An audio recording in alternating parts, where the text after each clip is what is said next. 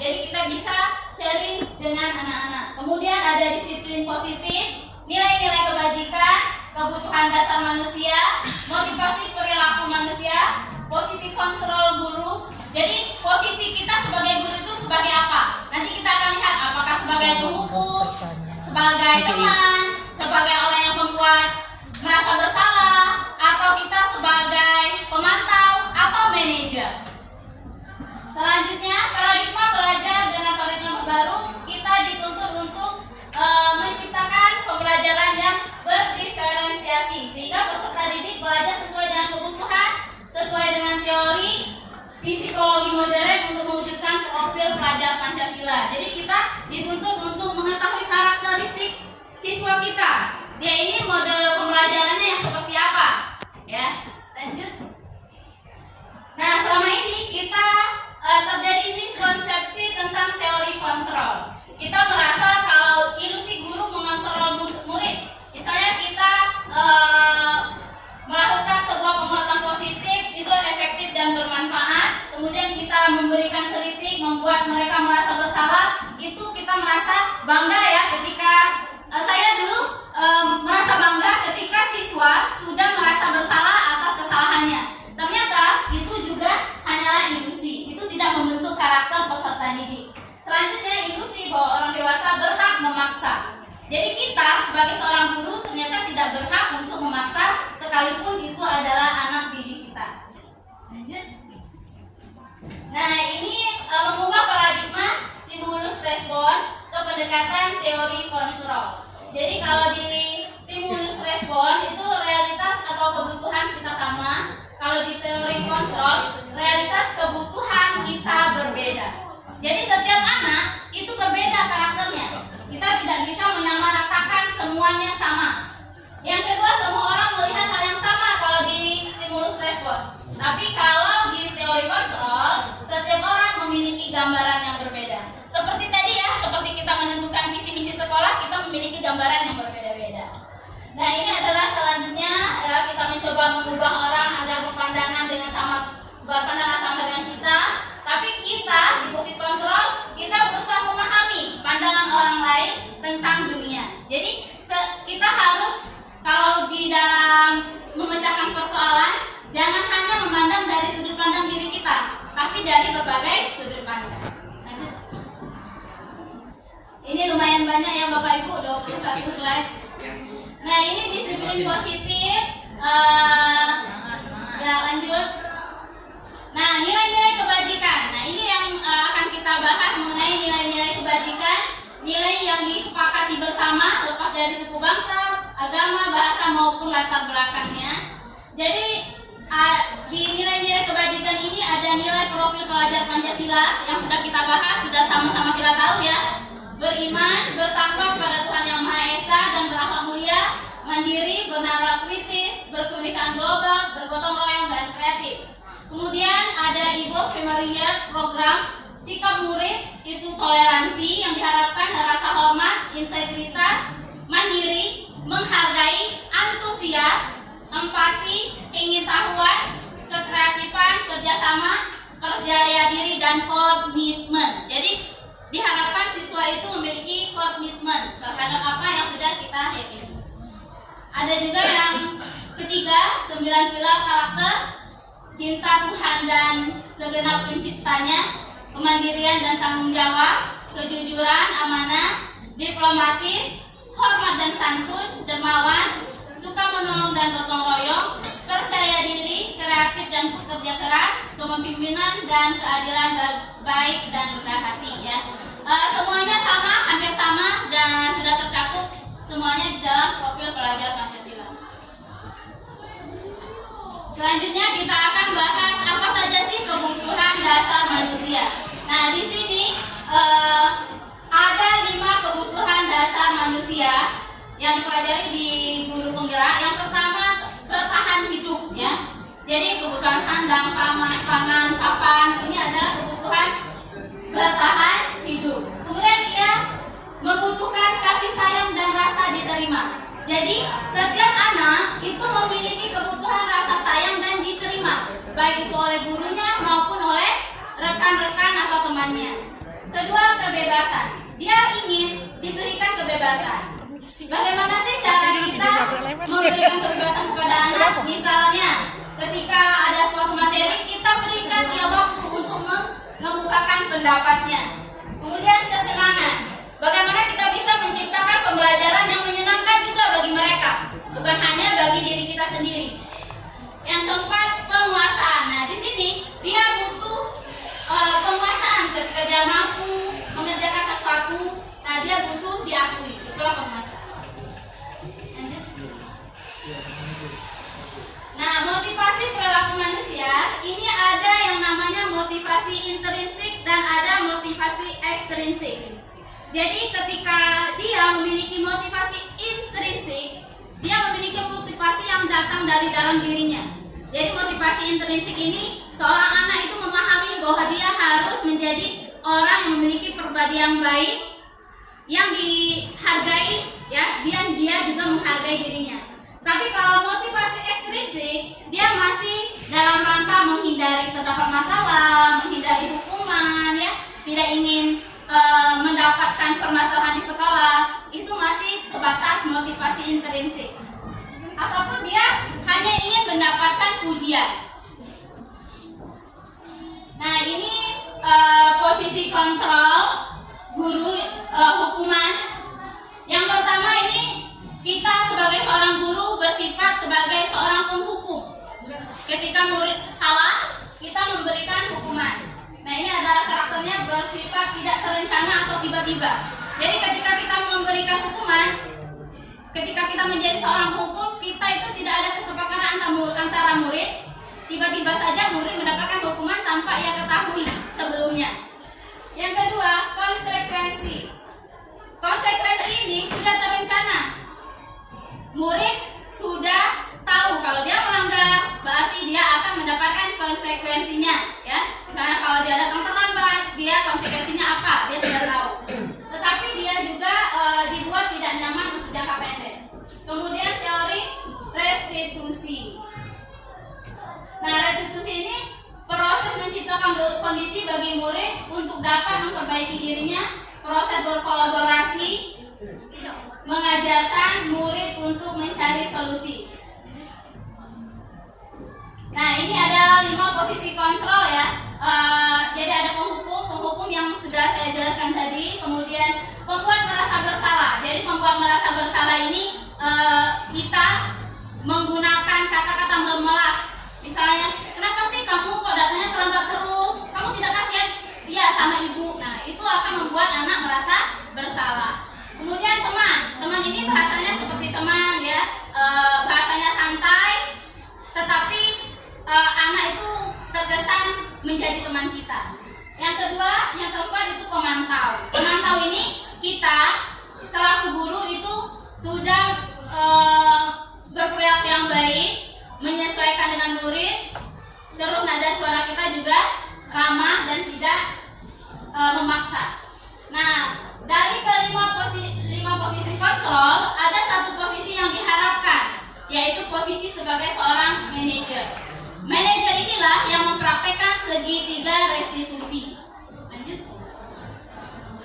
Nah, ini penghukum, pembuat merasa bersalah, nada suara tinggi, mata melotot dan jari menunjuk-nunjuk. Insya Allah guru-guru SMP 1 tidak ada yang seperti ini, ya. Saya ya. Oke. Lanjut, ya. Kemudian membuat merasa bersalah, nada suara memelas tadi, ya. Oke, lanjut. Teman, ada suara lama, akrab, bercanda, Adi, ayolah, bagaimana sih kamu? Nah, ini adalah sapaan-sapaan yang dilakukan oleh posisi kontrol sebagai seorang teman. Selanjutnya pemantau.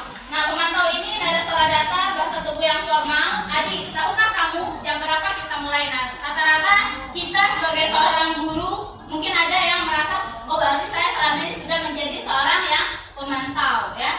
Jadi dia ada komunikasi, ada kesepakatan dengan muridnya. Selanjutnya, posisi kontrol yang terakhir, yang kelima, adalah posisi manajer. Nah, posisi manajer ini dia bertanya, Adi, apakah kamu mengetahui jam berapa sekolah dimulai? Adi menjawab, tahu Pak, jam 7. Ya, jadi kamu terlambat. Kira-kira bagaimana kamu memperbaiki masalah ini? Kemudian adik, saya bisa menanyakan teman saya, Pak, untuk mengejar tugas yang tertinggal. Misalnya. Baik, itu bisa dilakukan. Apakah besok akan ada masalah untuk kamu agar bisa datang tepat waktu ke sekolah?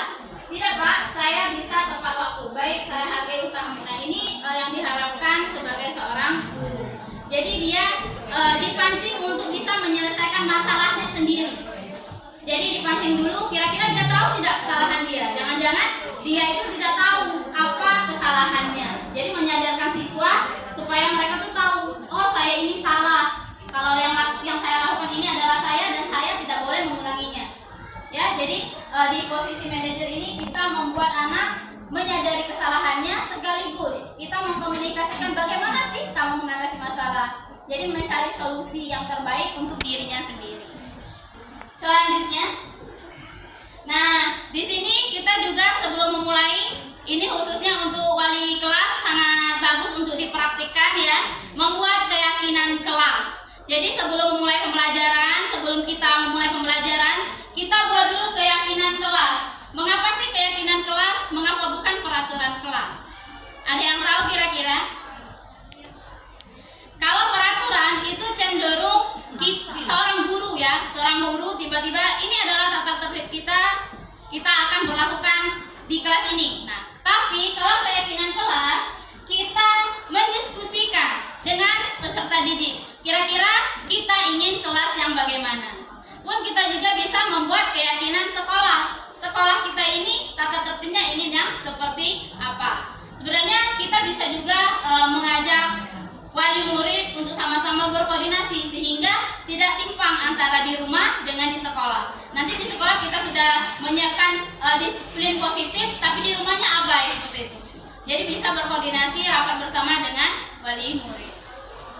Lanjut, nah pembentukan keyakinan kelas ini bersifat lebih abstrak, berupa pernyataan-pernyataan universal, jadi bukan yang spesifik ya. Misalnya saja satu contoh keyakinan kelas. Sampahku tanggung jawabku. Kita bisa membuat keyakinan kelas dengan istilah sampahku tanggung jawabku. Dimanapun kita berada, sampahku adalah tanggung jawabku. Memang butuh waktu dalam kerja keras untuk menyadarkan siswa, tapi bukan berarti kita tidak bisa, apalagi guru SMP 1 sangat luar biasa. Kemudian pernyataan senantiasa dibuat dalam bentuk positif, tidak terlalu banyak. Jadi keyakinan kelas itu tidak perlu terlalu banyak, ya. Pilihlah kata-kata yang mencakup semuanya. Misalnya, tidak boleh mengambil barang temannya, tidak boleh mengganggu temannya, tidak boleh berbicara di saat orang lain berbicara. Kita wakili dengan saling menghormati atau saling menghargai, ya. Lanjut. Selanjutnya, ini materi yang terakhir mengenai restitusi ya. Jadi restitusi ini adalah proses menciptakan kondisi bagi murid untuk memperbaiki kesalahan mereka sehingga mereka bisa kembali ke lingkungannya dengan karakter yang lebih kuat. Jadi cara menyelesaikan permasalahannya yang sudah sering dilakukan oleh Miss Eni yang mungkin dalam menyelesaikan masalah muridnya adalah restitusi ini. Lanjut. Jadi segitiga restitusi ini ada 3. Yang pertama menstabilkan identitas, yang kedua validasi tindakan yang salah, yang ketiga menanyakan keyakinan. Jadi kita tadi sudah dikemukakan ya, kita menanyakan identitasnya. Identitasnya dalam arti bukan berarti nama, kelas atau dan lain sebagainya, tapi kesalahan dia tuh apa ya. Kemudian validasi tindakan yang salah. Jadi kalau misalnya nih ada kasus, kita dapat laporan dari rekan guru, siswa ini begini, siswa ini begitu, kita jangan langsung ambil tindakan. Kita harus validasi identitas dengan menanyakan juga kepada siswa. Jadi ada sumbernya ya. Jadi ada sumber dari rekan guru, ada juga dari siswa. Kemudian menanyakan keyakinan ya. Menanyakan keyakinan tadi adalah peraturan kelas yang kita buat. Jadi keyakinan kelas mana yang ia langgar? Seperti itu. Misalnya wali kelas anaknya misalnya tidak hadir tepat waktu, keyakinan kelas mana yang ia langgar? Seperti itu. Ini adalah praktik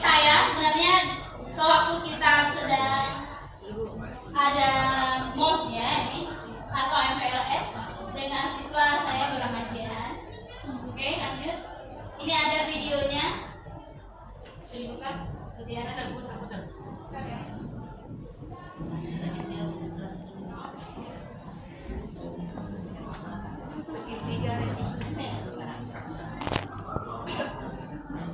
Jadi ini Jehan, dia tidak mengumpulkan tugas di saat saya ikut rapat dan saya memberikan tugas. Ternyata dia ketiduran. Dia ketiduran di kelas dan dia akhirnya tidak mengumpulkan tugas. Akhirnya saya memanggil dia, mengapa dia tidak mengumpulkan tugas.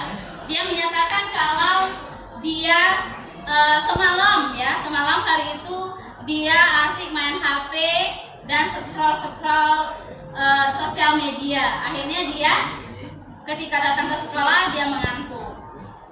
Kemudian saya tanyakan keyakinan kelas mana yang sudah ia langgar. Ia menyatakan kalau keyakinan kelas yang ia langgar adalah bertanggung jawab.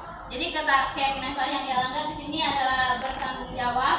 Dan Jehan kemudian menyadari kalau sikap dia yang malam-malam tidak tidur adalah sebuah kesalahan, dan dia meyakini bahwa dia tidak akan melakukan kesalahan tersebut dan akan mengumpulkan tugasnya, menyusulkan tugasnya seperti itu.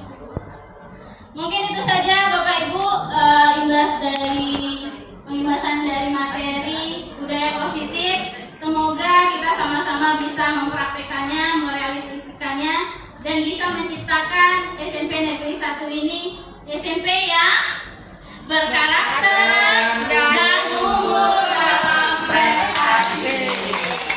Assalamualaikum warahmatullahi wabarakatuh. Satu Bapak Ibu, mohon maaf, ini mudah-mudahan menjadi motivasi dari teman-temannya yang nanti sekarang untuk, mohon maaf, program bergerak sudah angkatan ke-10 dan sekarang sudah pendaftaran. Mohon maaf ya Bapak Ibu, kalau ingin seperti itu atau lebih baik, silakan Bapak Ibu guru ikut program guru bergerak. Paling tidak ikut seperti saya. Kenapa saya? Karena saya tidak bisa sehebat Bu Ari. Saya hanya bisa mendampingi Bu Ari. Yang hebat bukan saya, tapi yang hebat Ibu Ari. Ada yang kita sudah punya hebat, Ibu Eni. Tepuk hebat.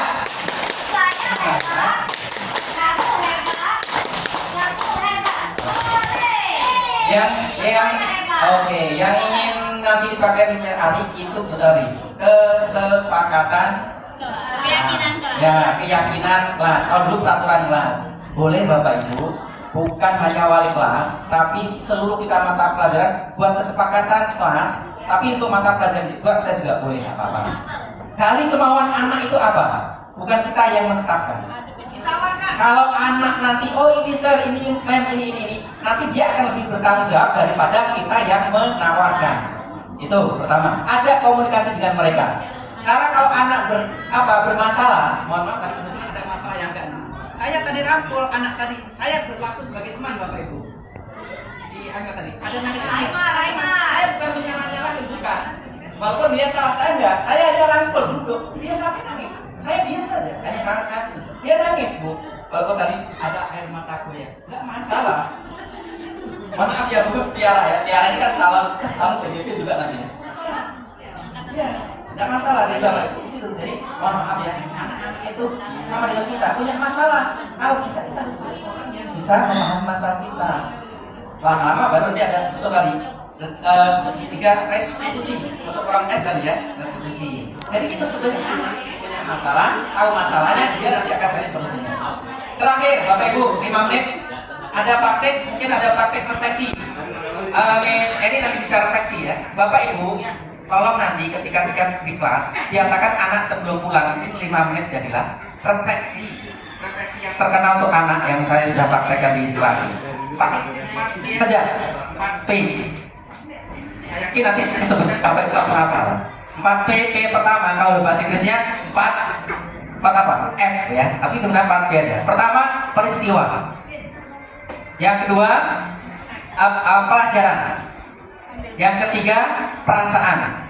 Yang keempat, nanti ada apa perilaku atau tindakan yang akan datang, ya, pelaksanaan yang akan datang. Contoh Bapak Ibu, misalnya nanti saya minta contoh refleksi pada saat kita merumuskan refleksi visi misi, kemudian tadi menyampaikan apa program project penguatan program. Yang ketiga tentang budaya positif. Tolong Mas Eri merefleksikan dengan menggunakan modal P4. Monggo silakan, dari situ nggak apa-apa.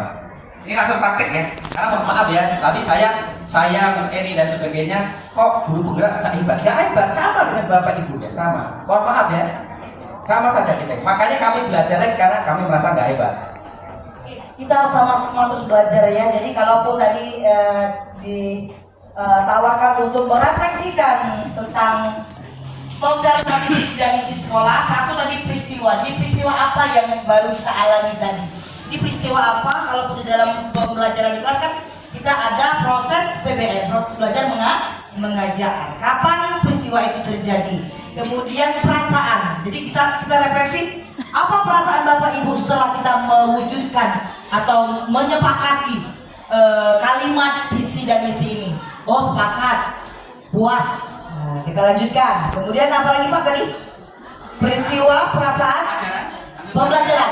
Oh, di pembelajaran sini apa tadi? Kita mendapatkan 6 karakter profil pelajar Pancasila. Oh, pelajaran yang kita dapatkan hari ini itu. Dan itu akan kita wujudkan di dalam misi-misi yang akan kita turunkan nanti dari visi. Kemudian terakhir, perilaku. Apa tindakan yang akan kita laksanakan secara berkelanjutan setelah visi dan misi ini terbuat nanti tercipta. Apa yang akan kita lanjutkan dan laksanakan untuk menindaklanjuti kelanjutan dari visi dan misi kita berikutnya. Terima kasih.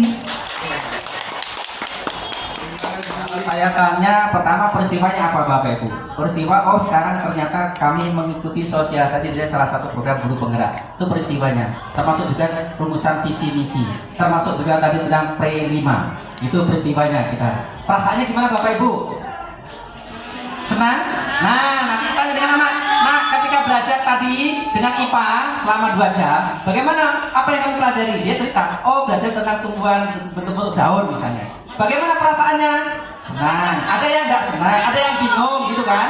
Oke. Kemudian pelajaran apa yang diambil? Oh ternyata belajar itu bisa dari alam sekitar. Di alam kita banyak tumbuhan, kita kenal berbagai jenis bentuk daun misalnya. Itu kan pelajaran yang kita ambil. Kita nggak usah jauh-jauh belajar itu. Cukup di lingkungan kita terlihat. Kontekstual. Yang keempat, apa tindakan yang akan kita lakukan? Kontekstual. Kembali ke contoh di sini, perasaannya senang. Kemudian yang ketiga, apa peristiwa yang Bapak Ibu ambil? Apa pelajaran yang diambil sekalian? Oh, begitu ternyata kalau menghadapi anak-anak yang bermasalah, kita mengambil posisi, jangan posisi mohon maaf menghukum. Jangan membuat dia berbuat salah, merasa salah. Jangan dia sebagai apa tadi? Teman boleh. Yang topnya adalah manajer. Manajer itu nanti siswa akan merasa tidak bersalah, tapi dia akan merestitusi. Ada 3 tadi. Mengidentifikasi apa masalah, kenapa anak kamu tadi ke WC? Kalau nggak tahu saya langsung marah. Tapi ketika saya kata, Pak saya belum Pak. Nah kita, apakah kita tanya? Enggak, langsung mohon maaf ya, langsung marah-marah. Saya dulu juga gitu, sekarang juga ada seperti itu. Tanya dulu, gitu. Oh, nah, apa alasannya? Memang saya sakit diare kok, jadi kalau nggak bisa sekali gitu. Itu Bapak Ibu, jadi kita mempraktekkan. Jadi pelajaran apa yang diambil? Oh berarti ada perubahan mindset. Selama ini oh ternyata saya bukan salah, orang tepat menyikapi anak. Bisa kita sebagai teman, bisa kita sebagai katakan peninjau. Ngawasi anak saja. Mampu anak ini kok pas belajar main, oh banyak sambil makan, oh banyak dia memang belum sarapan. Apakah kita marah? Nah gitu misalnya. Topnya adalah manajer. Silakanlah, apa maunya kamu bertanggung jawab. Bertanggung jawab apa yang kamu lakukan. Itu refleksi yang bisa dipakai Bapak Ibu. Kalau saya ditanya di antara, saya sebenarnya miris gitu Bapak Ibu. Saya sebenarnya malu-malu kucing di sini sebagai mohon maaf disebutkan sebagai pendamping, sebagai calon guru penggerak. Saya nyatakan saya bukan guru penggerak. Sampai kemarin aja ada bilang Pak ini kan guru penggerak. Saya luruskan, saya bukan penggerak penggerak. Analoginya adalah Bapak Ibu sebagai guru pamong dengan mahasiswa PPG.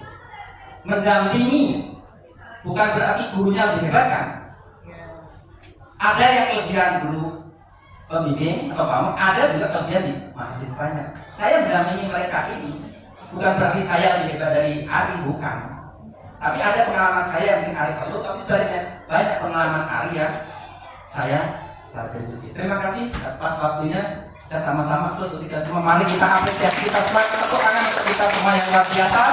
Ingat SMP Negeri 1 berkarakter dan berprestasi. Luar biasa, mohon maaf kalau saya seperti ini kapan saja saya di depan teman-teman di sini sudah seperti itu. Terima kasih, mohon maaf kalau ada kekurangan dan kesalahan. Saya kembalikan ke Ari saya. Silakan. Terima kasih Pak Tri atas tanggapannya dan juga Miss Eni. Boleh. Pakai izin.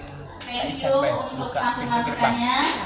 Jadi di sini kita bisa mulai membuat keyakinan kelas terlebih dahulu sehingga kita tidak langsung memberikan hukuman, tetapi kita bisa mempraktekkan. Nah, ini adalah kesepakatan kelas kita. Kita menyepakati kalau tidak, misalnya nih, kalau kita sudah menyepakati tidak boleh makan ketika jam pelajaran, sudah sama-sama meyakini ketika dia melakukan pelanggaran kita bisa melakukan sebuah tindakan.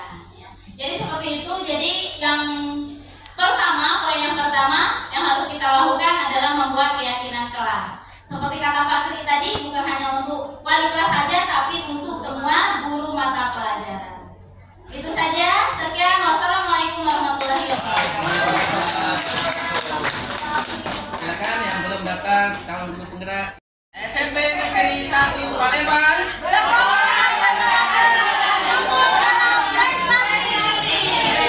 Tiga. SMP Negeri 1 Palembang.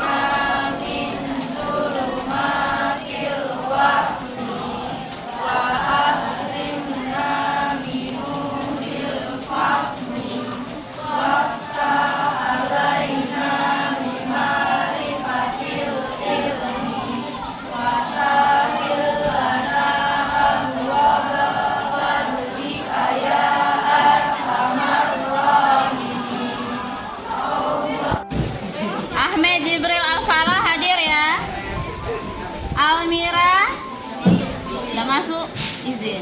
Ada suratnya? Ada. Ananda,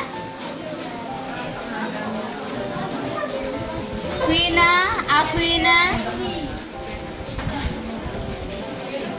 Aulia Rizky, Haska, Bagas Pratama, Bianca, Cahaya Putri, Cantika. Oke, hadir ya. Cinara, ada Cinara. Syakira Talita.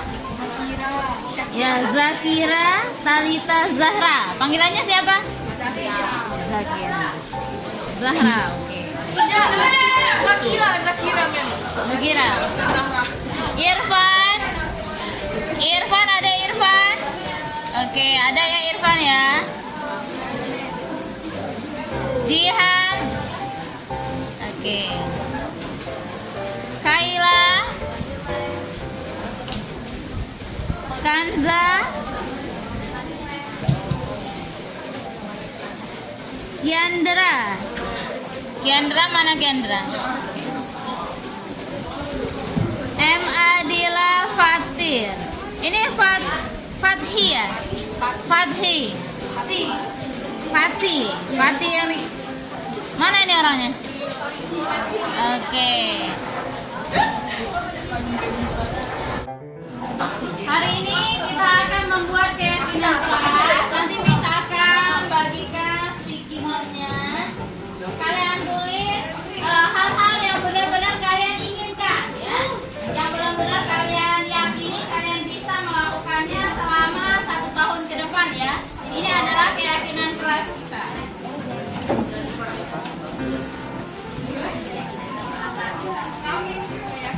Tulis ya. Boleh lebih dari 1, boleh juga 1. Keyakinan kelas misalnya ini adalah yang seperti apa. Tapi jangan lama-lama juga.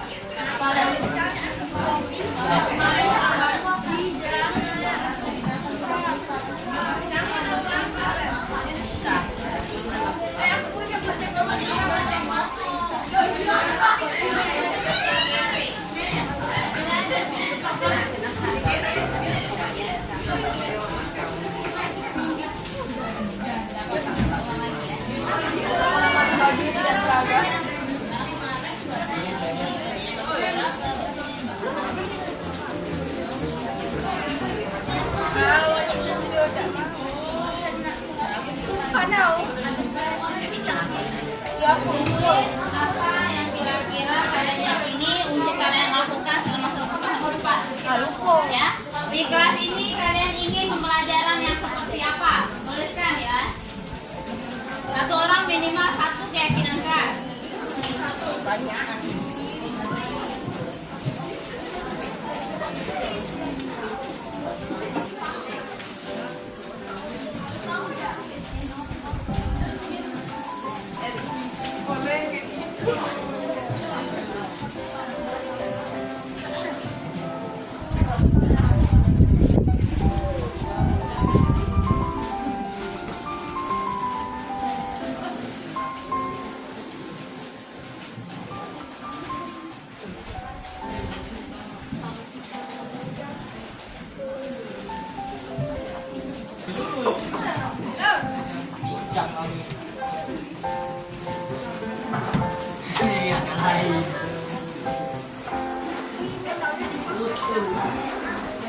Silahkan ditempelkan keyakinan kelasnya.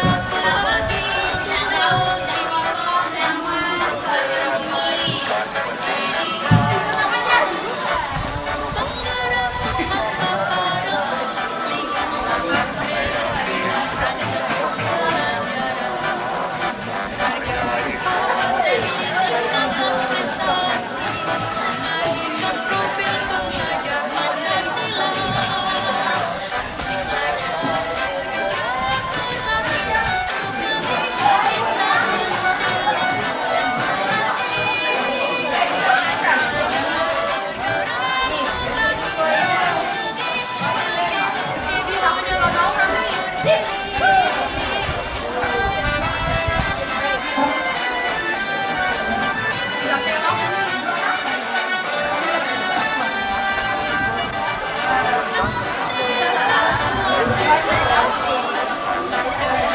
nah ini sudah semua. Sekarang kita menginginkan kelas yang bersih, kelas yang nyaman. Nih, kita bacakan keyakinan kelas dari Naura. Salah satu keinginan terbesar saya adalah saya ingin memiliki kelas yang bersih dan rapi, wangi, sehingga nyaman untuk belajar di kelas. Untuk keyakinan kelas, saya ingin tidak ada perkelahian dan murid yang tertib. Kelas terasa nyaman untuk pembelajaran. Saya mau agar belajar lebih menyenangkan. Saya ingin kelas yang bersih, tenang ya, tenang, damai dan menyenangkan. Saya ingin saat belajar di kelas ini nyaman, tidak ribut. Oke. Saya ingin kelas bersih, wangi, kelas yang dingin, kelas yang bersih. Saya ingin kelas yang dingin, rapi, bersih, wangi, banyak dekorasi. Ini kita banyak dekorasi. Cukup kelas lengkap, kelasnya mudah diatur, maksudnya tertib. Ya. Kelas yang bersih, kelas yang rapi, kelas yang dingin. Kelas yang bersih, tidak bau, tidak kotor, nyaman. Kemudian kelas yang rapi, bersih, tidak ribut, menjaga ketertiban. Oke, kelas bersih, rapi. Oke, rapi, dingin. Kelas yang bersih, kelas yang bersih, kelas yang dingin, kelas yang bersih, dingin, tanpa coretan, rapi, sejuk, wangi.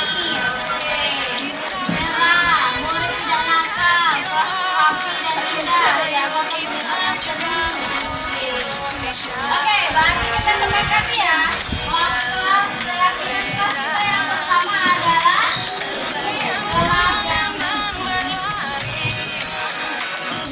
Kelas yang bersih berarti tidak ada sampah.